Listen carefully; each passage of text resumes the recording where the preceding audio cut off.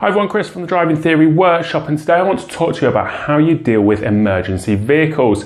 So should you be driving and you hear a siren or see some blue lights coming up behind the car or towards the car, what you should do, if it is safe to do so, is move over and park up in a safe location to allow the emergency vehicle to pass through safely. What you must not do is do anything illegal. So therefore, officially, you are not allowed to enter a bus lane during the hours of operation. You are also not allowed to pass the stop line when you are at traffic lights.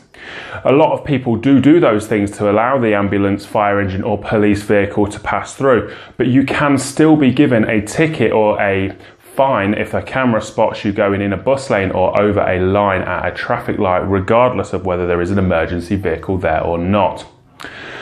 If you found that information useful, then please give it a like, comment or share. You can subscribe to our YouTube channel by searching for the Driving Theory Workshop, or you can join our online theory course by visiting www.drivingtheoryworkshop.co.uk.